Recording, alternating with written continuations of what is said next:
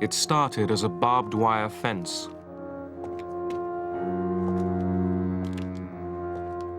Dividing a city.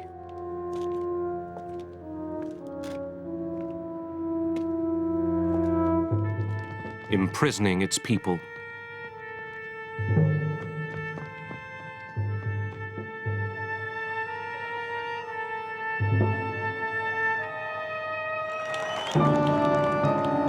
The very image of the Cold War, the Berlin Wall.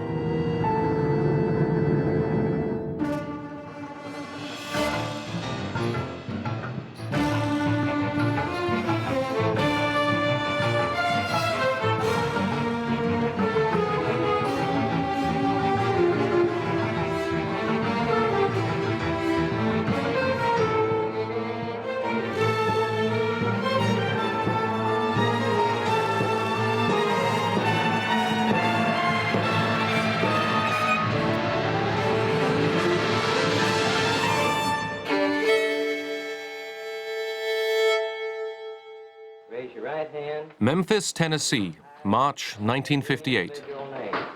I, Elvis Presley, do solemnly swear that I will bear true faith and allegiance to the United States of America. Give us a room with a view of the beautiful Rhine. Elvis Presley hits West Germany. The well-known guitarist has come to bolster NATO forces, in particular a 3rd U.S. Armored Division tank unit. I got those hot 2, 3, 4 occupation GI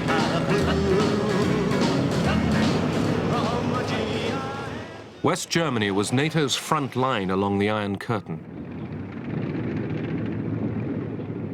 Since 1955, the Americans had been training a new West German army.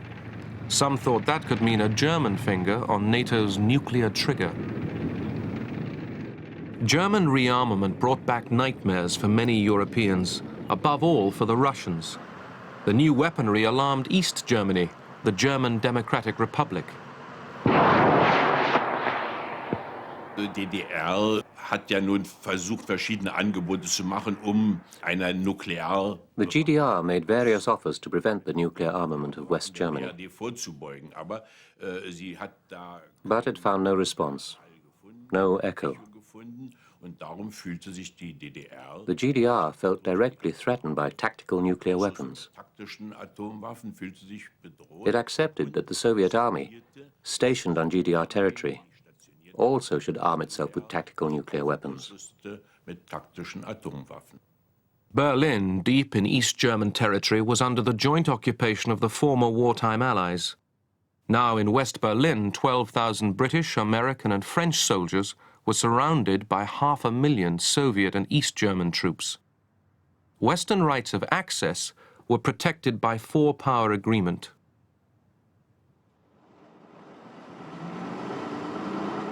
Each day, thousands moved freely between the Soviet and Western sectors.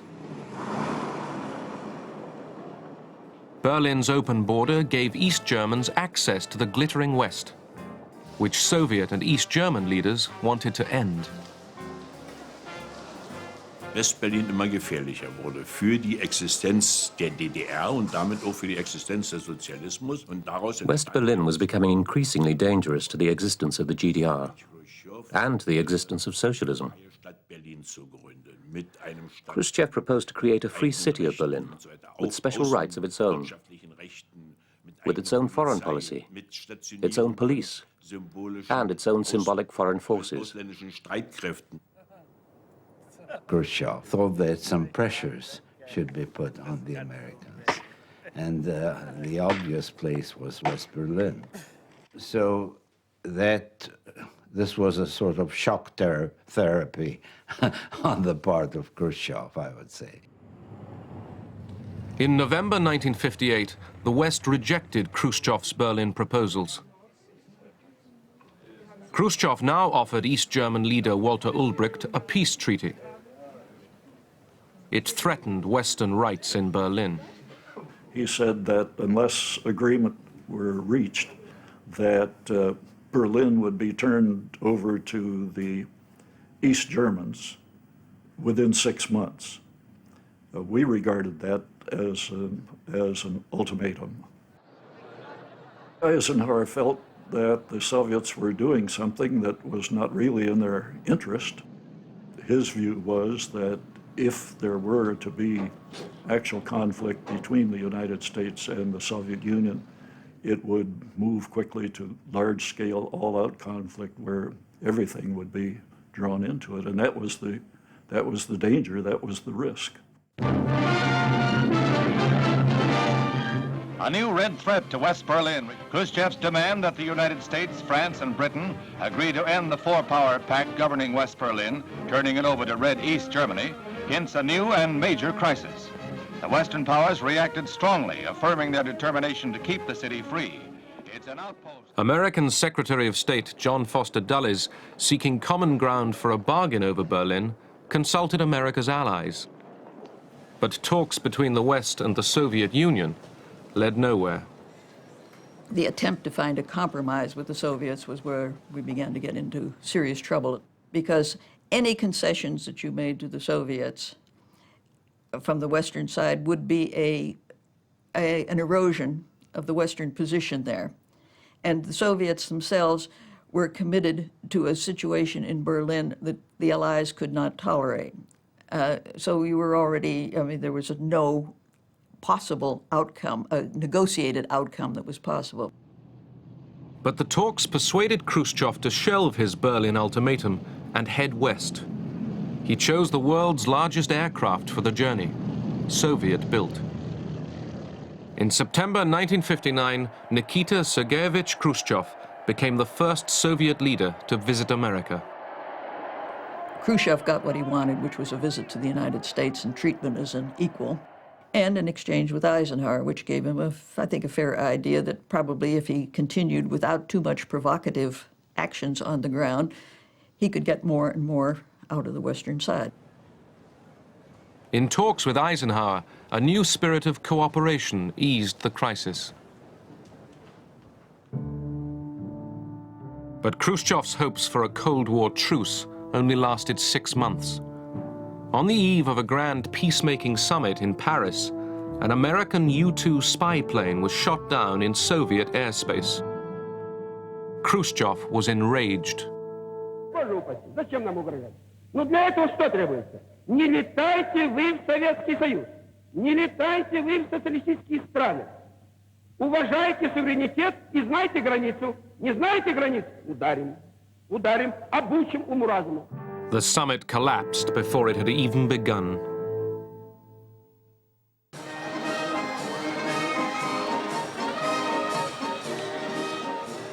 In 1959, East Germany celebrated 10 years of socialist achievement. Walter Ulbricht, party leader, boasted of rapid industrial progress and of a socialist democracy that Germany had never known before.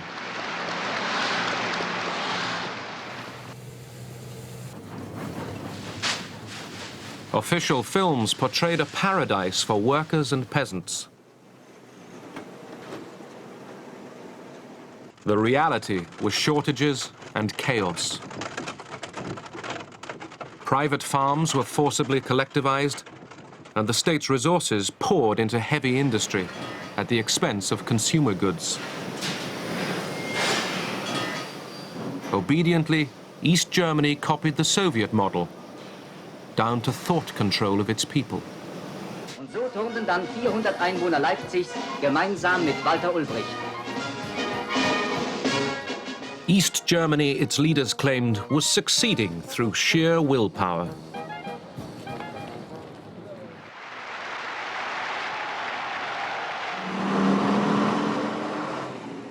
But in spite of hard work and enthusiasm, only Soviet support kept the economy going. East Germany could not compete with the swelling prosperity of the West. The people in the East looked toward the West with what I might say longing. They would have liked to have the same comforts, the same goods, the same chances. And they saw in what was called socialism at the time a system that demanded of them sacrifices with nothing but promises for the future. And as long as the borders were open, it was relatively easy to get there. All you had to do is board a subway, and you were in another world. And it was really a crazy system. Imagine you go from socialism, in quotation marks, to capitalism in 2 minutes. Every month, thousands of East Germans fled across the open Berlin border and took refuge in the West. Most refugees were young and skilled. Their departure was bleeding the East German economy to death. Foreman in a plant in the East wouldn't know how many workers he still would have the next day because part of his working force had left him, had left the East, had left the system in order to go over there.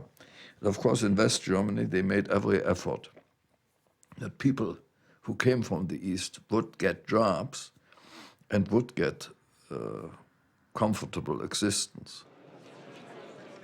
As his people drained away, Ulbricht became anxious. He urged Khrushchev to recognize East Germany as a sovereign state with control over its own borders. Khrushchev, outwardly sympathetic, played for time.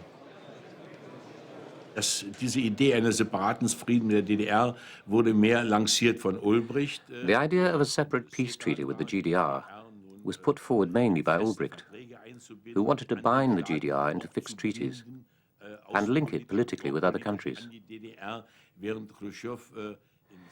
But Khrushchev argued that a separate peace treaty would intensify the Cold War. Den Kalten Krieg nicht entschärft, sondern im Gegenteil verschärft. Ulbricht argued that there could be no lasting peace in Europe until both German states, East and West, were recognized.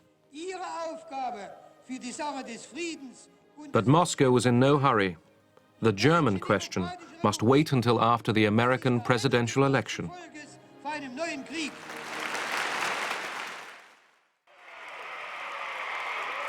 John F. Kennedy took office in January 1961. He had campaigned for a more vigorous American foreign policy. I don't think the communists are about to collapse. I believe we have to build strength.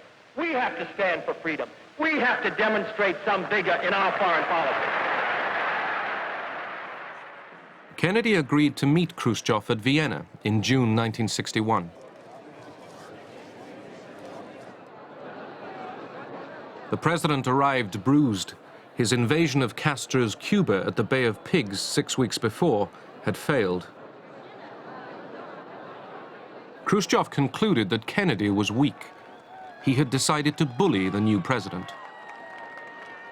He felt that this young new president, unexperienced, specifically after he has a fiasco at Bay of Pigs, and came rather with not very strong position. He said, look here, already so many years passed, Western countries do nothing about Germany and the peace treaty and about specifically West Berlin. So I am going to press this issue very strongly with the meeting with the new president. What Khrushchev kept saying was that we surround all those troops you have in West Berlin, and we could take West Berlin anytime we want to. And Kennedy's reply to him was, well, as may be, but we fought the Second World War, and they're there because of the Second World War by right. He became very emotional, very angry. This young fellow doesn't want to discuss with me the issue, which is very important. And this make it very angry, and really it influenced his attitude. So it's he has a mixed feeling about. From one thing, he accepted he is tough, but from the other, he said that he is not wise enough. Doesn't understand quite well the foreign policy. The meeting was unproductive, and the longer it went on, the more that became apparent. It was difficult. It was disappointing. It left us with a Berlin crisis that was still active and on which no progress had been made. At the summer White House in Hyannisport, Massachusetts, Defense Secretary McNamara and Secretary of State Dean Rusk confer with President Kennedy on the increasingly ominous words and actions from Moscow. Premier Khrushchev's increase in arms... Khrushchev had renewed his ultimatum and increased the Soviet arms budget. Kennedy asked his advisers to list America's military options. It was conceivable there would only be two alternatives: surrender or use of nuclear force, which might well have brought destruction of both East and West. So the president was very anxious to find a middle course. In July, Kennedy asked Congress for extra defense funds and called reservists to arms.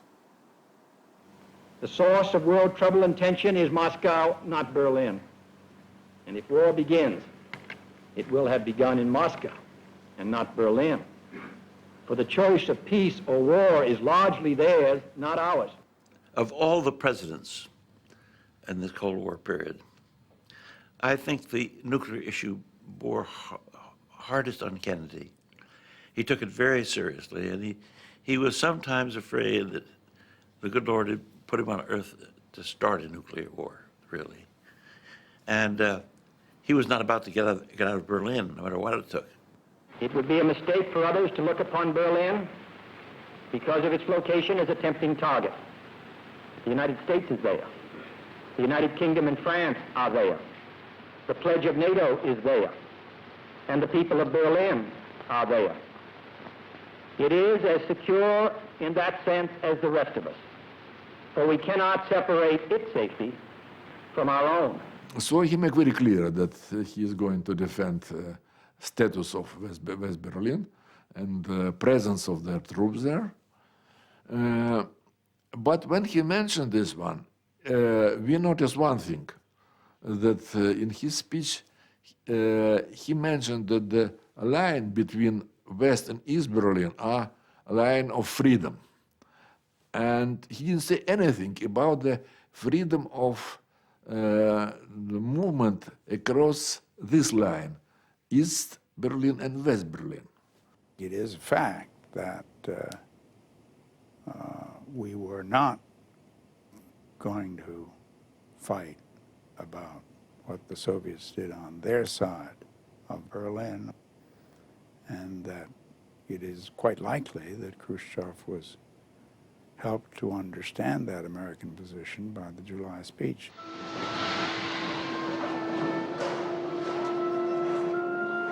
As the Berlin crisis darkened, the flow of refugees became a torrent. Fear rose that East Germany might collapse, pitching NATO and Soviet forces into conflict. Everybody knew that something is going to happen. Not necessarily only from the atmosphere, but for weeks, thousands and thousands of people have come across. And everybody realized that in some way or another, East Germany will have to react. By July, the East Germans were desperate. They begged the Soviets to let them stem the flow.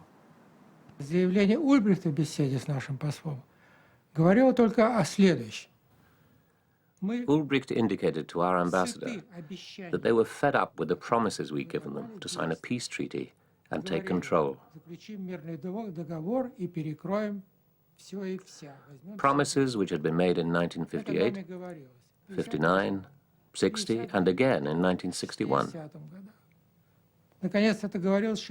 Ulbricht said that all these promises did was to stimulate the population drain. Either we had to act or stop talking about it. East German border controls were intensified.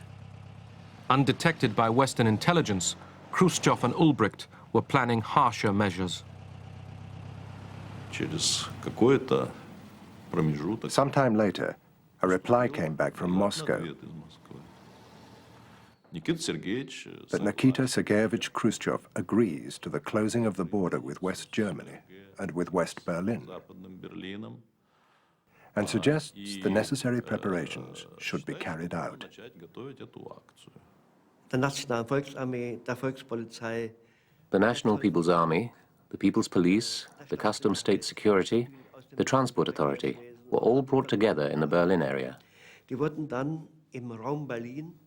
They were put under strict observation, and they were not allowed to telephone their families. They didn't even have a telephone. For 4 to 6 weeks, they worked in total isolation on the preparations. On August the 12th, Soviet and East German forces were mobilized. At 23 hours, we were given our orders and told that at 24 hours, the border with West Berlin would be closed by military force. All the soldiers were fully armed. The People's Militia had automatic pistols and machine guns, any weapons they could get hold of. By early morning, East German troops were ready, lined up in battle order along the sector border. It was Berlin's last hour as one city. On the morning of Sunday, August 13th, Berliners woke to find a divided city. Teams of workers under armed guards started erecting a barbed wire barrier through the center. Khrushchev, preparing to this event, would have done everything to minimize, or rather to prevent, any military conflict between us and the United States and Western countries. Specifically, Ulbricht was told by Khrushchev 2 days before this was happening that he, Ulbricht, could build this wall, but he should not infringe even an inch of American and Western rights. So we expect very strong reaction, but we didn't expect any military clash between us.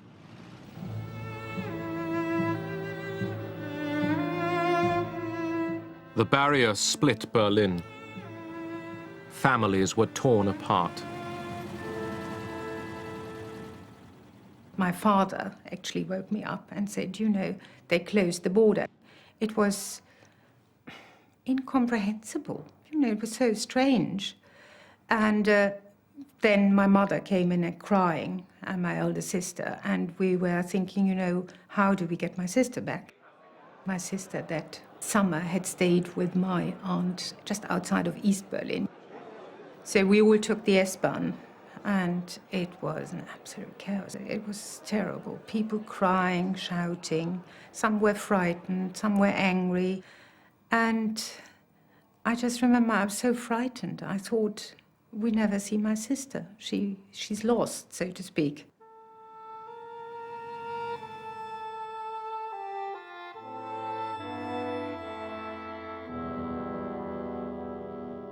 A pitiful old woman timidly walked up the 3 stairs to one of these trapos and said, when is the next train to West Berlin? Because all these people hadn't heard. The first news was at midnight over the East Berlin radio, and these people came to the station thinking they could go to West Berlin.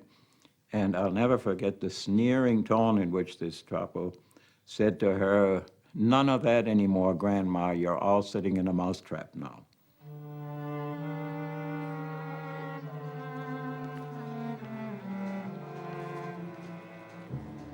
Die Menschen waren ganz anders drüben, haben zwar geschimpft auf uns. The people were swearing at us. We felt we were simply doing our duty, but we were getting scolded from all sides. Und wurden dann von allen 2 Seiten Westberliner beschimpft. The West Berliners yelled at us, and the Eastern demonstrators yelled at us. We were standing there in the middle. There was the barbed wire, there were us guards, West Berliners, East Berliners. For a young person, it was terrible. Sie bitte bis hinter das sowjetische Denkmal zurück. Gehen Sie bitte für unsere Anordnungen ein Ende. The anger of West Berliners boiled over. They demonstrated against the division of their city.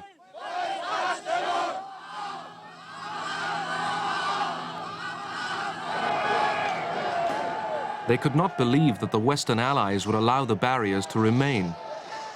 The demonstrations continued, but the West offered little protest.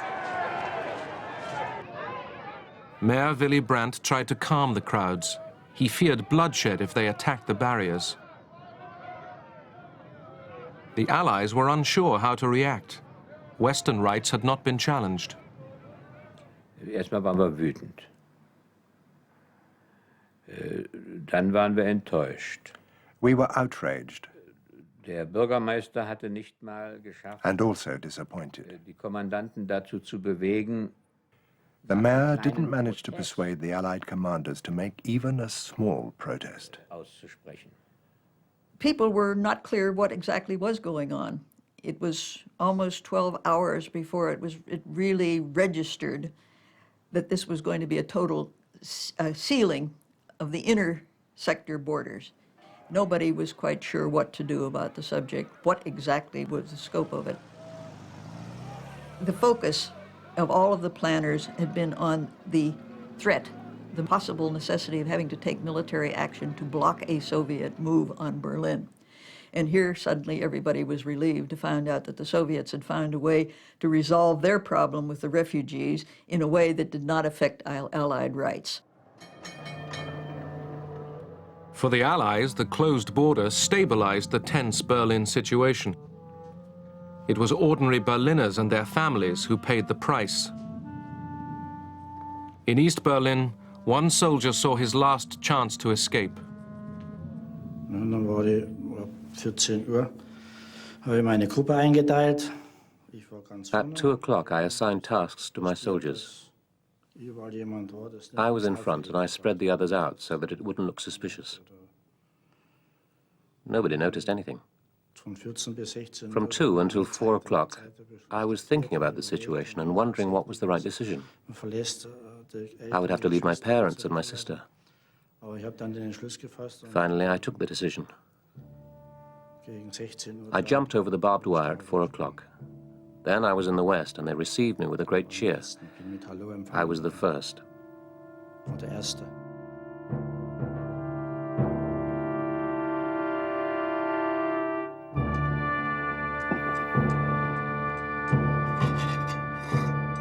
Three days later, concrete blocks began to replace the barbed wire.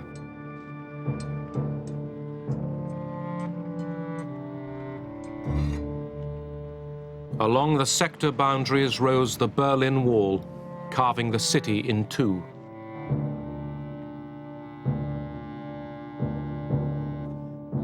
In West Berlin, morale was low. Confidence in Allied protection crumbled. Mayor Willy Brandt sent an angry letter to President Kennedy demanding action. Die Idee war eben, nachdem auch in Washington nichts passierte, die ganze The idea was, since there had been no reaction in Washington, den Präsidenten darauf aufmerksam zu machen, we had to make it dass clear hier to the president psychologisch ein Einbruch that there might be a breakdown in morale, a loss of trust, Vertrauenseinbruch und dass hier something more than etwas just a protest had to be notwendig ist, was done. man mehr als Protest machen müsste. I think it's probably putting it mildly to say he was furious. Kennedy felt that he had shown that he was prepared to go to the brink of war, maybe even over the brink of war to defend Berlin, and here he was being criticized for doing nothing by a, as somebody put it, a mere mayor. But Kennedy realized that a gesture was needed, a sign that America still meant to defend West Berlin. He ordered a show of force. An American troop convoy was sent to Berlin up the Autobahn across East Germany. The plan was to test East German reaction and to reaffirm Allied access rights to Berlin. The Americans were stopped and counted. They waited and were let through.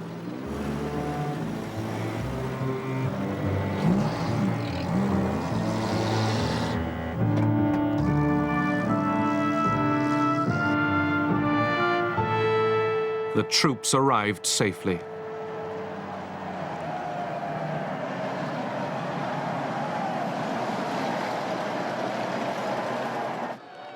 America's Vice President Lyndon Johnson flew to the city as Kennedy's personal representative. He was accompanied by General Lucius Clay, hero of the Berlin airlift. Johnson brought a message from President Kennedy.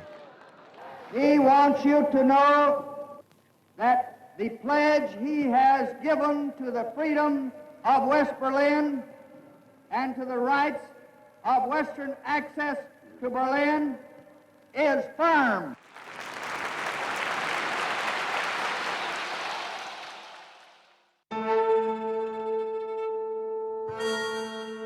In the east, people risked death to flee through the last chinks in the barrier.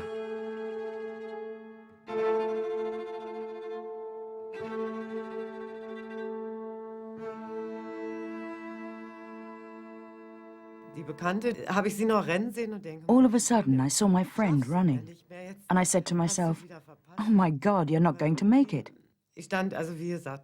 And I couldn't run. I turned into a pillar of salt.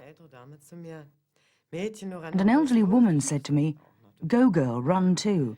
You're still young. Run." So I just started running.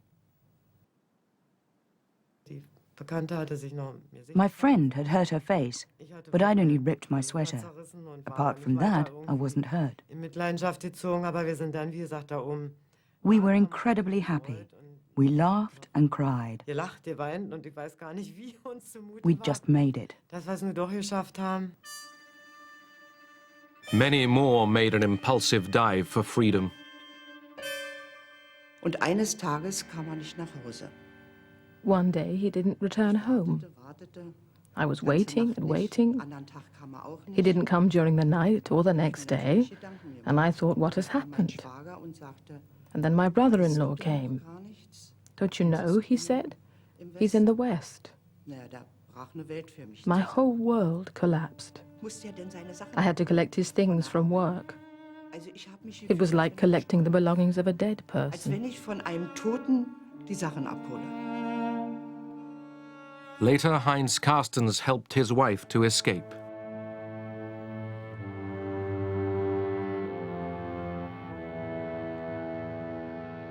Where the border ran down the middle of the street, windows overlooked the west.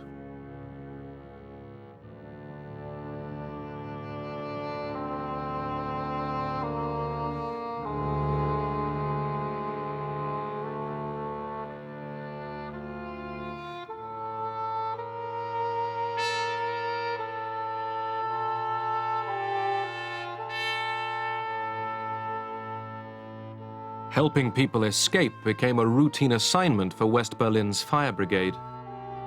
Nachher so, das spielte sich so ein, dass Leute springen wollten und Türme. It became the custom that people who wanted to escape, people who wanted to leave, would throw little pieces of paper out of the windows into Bernauer Strasse. The number of the building, the floor, the window. Second or third window was written on it, and the time, for example 10 o'clock, that they wanted to jump. Here are perhaps the most dramatic scenes ever to come out of Berlin. Tossing belongings from the window of an apartment overlooking the western border and freedom, an escapee is prepared to jump to safety into a net held by police and firemen of West Berlin.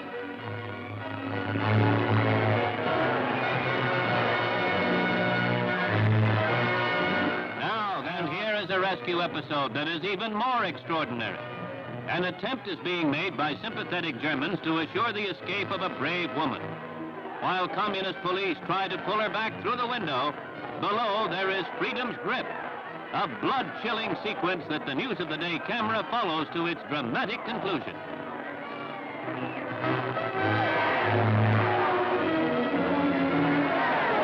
She's safe at last. The East Germans blocked even this last loophole.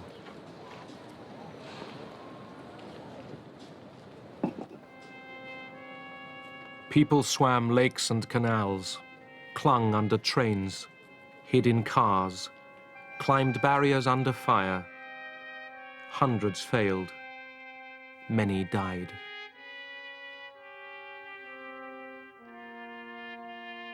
Despite the human suffering, East Germany justified the wall as a bulwark of peace. When the barbed wire was put up, the main argument was that peace had been saved. It wasn't a question of domestic difficulties. Ulbricht drew a veil of silence over the economic problems. They talked always of the anti-fascist barrier. That's how it was officially described, the protective bulwark. They did it as a necessity. And I thought, what kind of system is it that can only exist by keeping them with force in their own bailiwick? And the wall was the actual symbol of a defeat, of inferiority.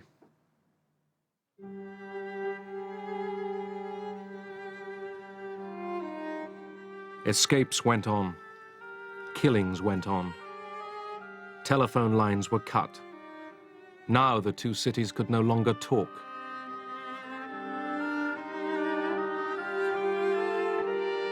At the few Allied crossing points, tension was high. In October, an American diplomat was stopped by East German guards as he was crossing to visit the theater in East Berlin. The Americans decided to make an issue of it and assert their right to free movement in Berlin.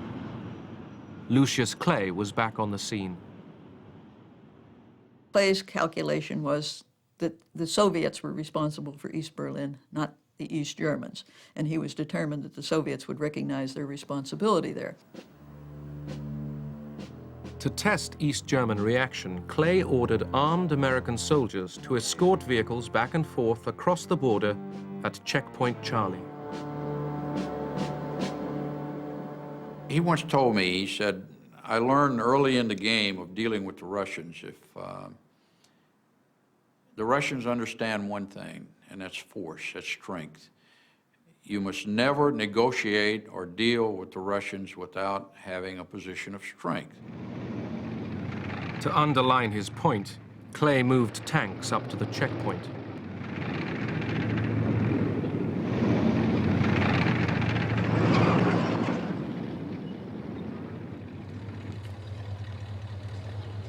The Russians brought up their tanks and guns. The two sides faced each other barrel to barrel. The telephone rang in the command post. He said, let me speak to General Clay. I said, he's not here. Who is this?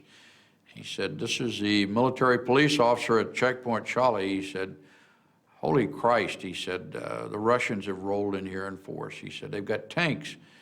He said, the balloon's getting ready to go up. He said, the defecation is about to hit the fan.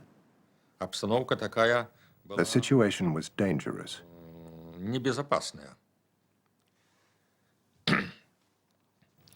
The tanks stood facing each other. Our tank crews were told to exercise restraint, to give no grounds for provocation.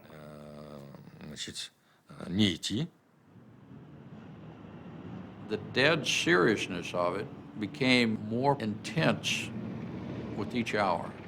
The Western forces went on alert, Strategic Air Command went on alert, NATO went on alert, troops were being cranked up around the world, and one never knew if the intensity of the situation in Berlin escalated, where would be the next sore point. Khrushchev ordered the commander of Soviet troops in Germany that if the West used force, they should respond with force.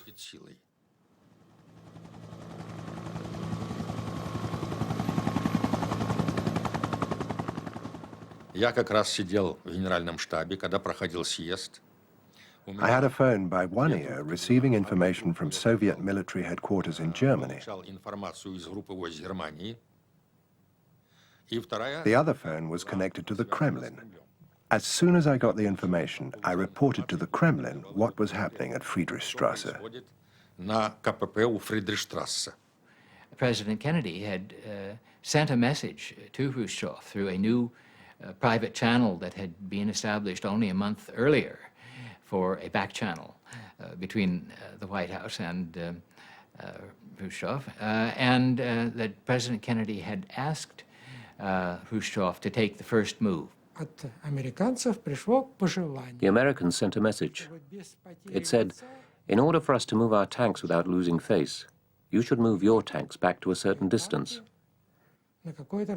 Our tanks stood 200 meters from the Americans. The lead Soviet tank cranked up his engine and backed up some 5 or 10 meters, and we received instructions to have the American tanks to withdraw exactly the same distance. Это не тот, как говорят, случай, чтобы... It wasn't a good enough reason to start a war. Khrushchev himself said, "We're not unleashing a third world war because of Berlin." The Americans realized that too. Да и американцы понимали. The soldiers pulled back, but the wall remained. The East Germans built it higher and backed it with fences, tripwires, and tank traps.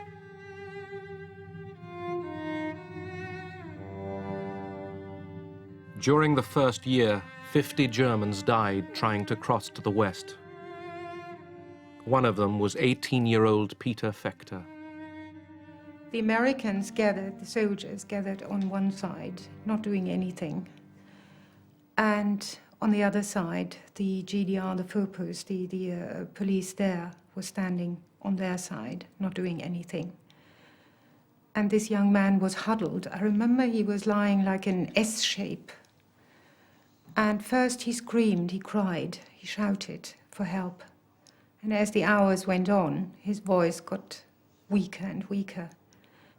It was so heart-rending that in the middle of nowhere was a human being dying, and two groups was facing each other, too worried to act because they didn't know what the other one was going to do. It was really horrible. You were just standing there and you thought, he's just dying and you can't do anything. I mean, I've never been in that situation before, neither after, where you actually see a person dying and you can't do anything. And I'm sure everyone else around me felt the same.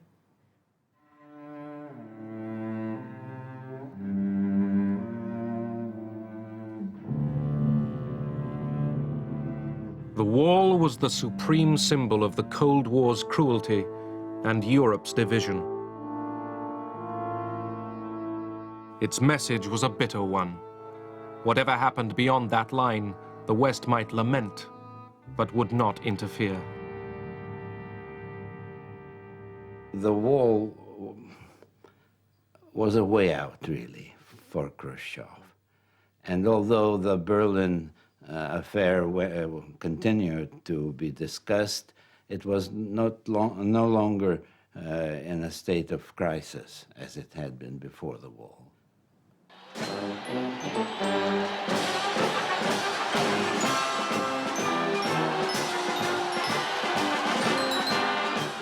In 1963, President Kennedy visited West Berlin.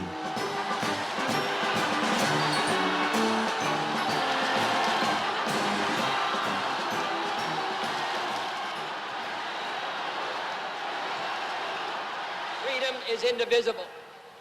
And when one man is enslaved, all are not free. When all are free, then we can look forward to that day when this city will be joined as one, and this country, and this great continent of Europe, in a peaceful and hopeful globe. When that day finally comes, as it will, the people of West Berlin can take sober satisfaction in the fact that they were in the front lines for almost 2 decades.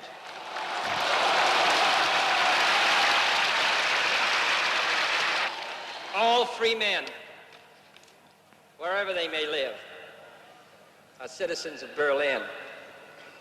And therefore, as a free man, I take pride in the words, Ich bin ein Berliner.